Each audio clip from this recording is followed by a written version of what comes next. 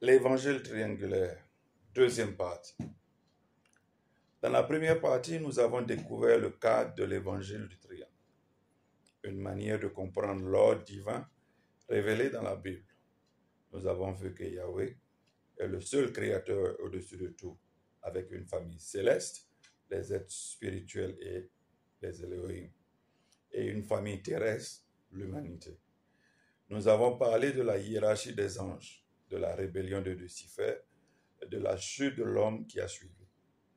Enfin, nous avons vu que l'humanité avait un rôle unique, mais qu'elle a perdu son autorité en cherchant la connaissance en dehors de Dieu. Commençons aujourd'hui avec la chute de l'humanité. En 1 Timothée chapitre 2 verset 14, Paul dit « Adam n'a pas été trompé, c'est la femme qui séduite est tombée dans la désobéissance. Ève a été vraiment trompée, elle a cru le mensonge, mais Adam, lui, savait exactement ce qu'il faisait. Les sources expliquent qu'il a choisi de désobéir par amour pour Ève, voulant rester uni à elle, même dans sa faute. C'est un contraste frappant avec Jésus, le second Adam.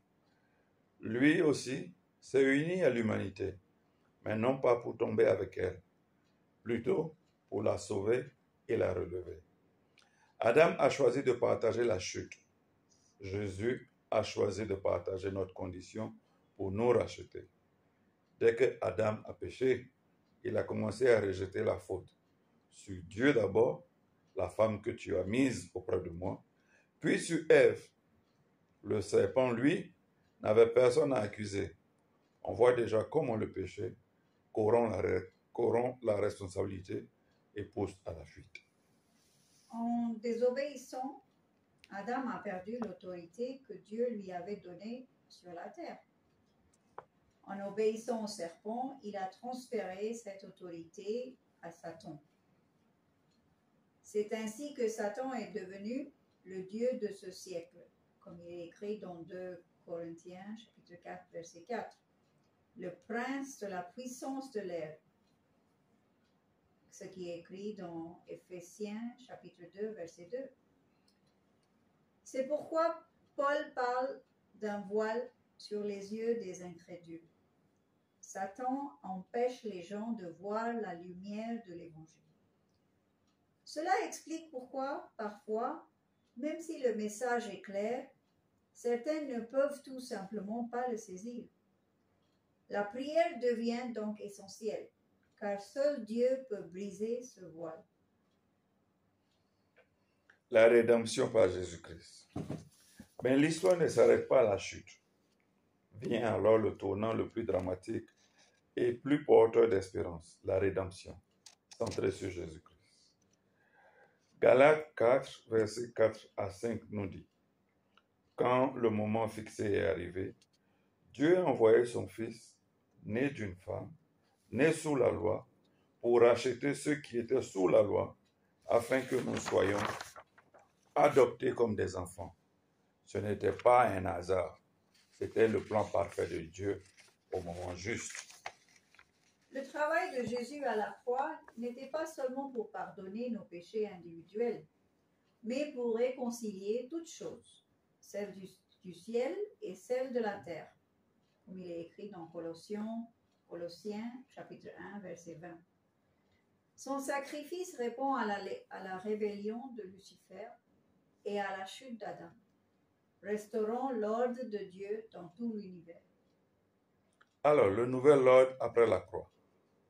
Si on reprend le schéma du triangle, avant, on voyait Dieu au sommet, puis les Elohim, puis Satan, et tout en bas, l'homme déchu. Après la croix et la résurrection, tout change. Dieu reste au sommet. Juste en dessous, Jésus-Christ est placé au-dessous de toute autorité, au-dessus de toute autorité. Les croyants, unis à lui, sont assis dans les cieux célestes en Christ. Ce que nous dit Éphésiens chapitre 2, verset 6. Cela place l'humanité rachetée au-dessus des anges et au-dessus des puissances déchues. Cela veut dire que nous n'avons pas à vivre dans la peur de Satan. En Christ, nous sommes au-dessus de lui. Voyons à présent la vie pratique du croyant. Bien sûr, cela ne veut pas dire que la vie est sans souffrance ni épreuve.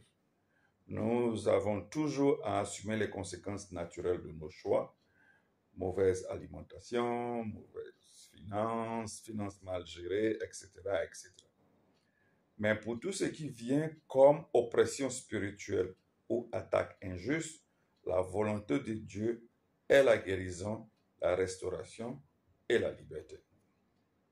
Les croyants sont appelés à ne pas dépendre passivement des responsables religieux, mais à exercer leur propre autorité spirituelle. Nous avons tous un accès direct à Dieu par Jésus-Christ. La mission, faire des disciples. À la fin, Jésus dit, « Tout pouvoir m'a été donné dans le ciel et sur la terre.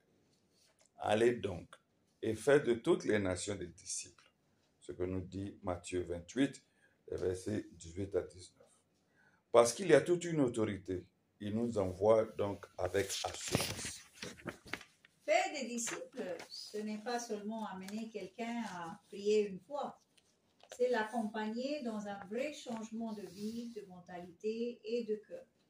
C'est une libération spirituelle, une transformation. Le salut n'est pas automatique, ni hérité. C'est une relation personnelle, vivante avec Jésus-Christ. La souffrance et l'espérance. Mais alors, si Jésus promet la vie en abondance, comme nous dit Jean 10, 10, comment comprendre la persécution, parfois terrible, que subissent les croyants? Les sources insistent. L'abondance promise n'est pas d'abord matérielle, c'est une abondance spirituelle, une paix et une joie inébranlables, une sécurité éternelle. C'est pourquoi même les martyrs pouvaient chanter en allant à la mort. Leur trésor était ailleurs. L'achèvement du plan. La Bible parle d'une nouvelle création. Je vis un nouveau ciel et une nouvelle terre, ce qui est écrit dans Apocalypse 21, 1. L'ancien monde, marqué par le péché et la rébellion, disparaîtra. Même la mer, symbole de chaos et de séparation, ne sera plus. Tout sera paix, unité et pureté. Mais ceux qui auront refusé l'Évangile connaîtront la séparation éternelle d'avec Dieu, dans les temps de feu, préparés à l'origine pour le diable et ses anges, écrit en Matthieu 25, 41. C'est une réalité solennelle qui rend notre mission urgente. En résumé donc, l'évangile triangulaire raconte toute l'histoire, l'ordre parfait de Dieu, la rébellion de Lucifer, la chute de l'homme, la perte d'autorité, puis l'intervention de Jésus, le second Adam, qui a tout repris et nous a donné une nouvelle position en lui. Maintenant, nous avons une mission, faire des disciples, jusqu'à l'accomplissement final où Dieu fera toutes choses nouvelles. Et une question demeure pour chacun de nous.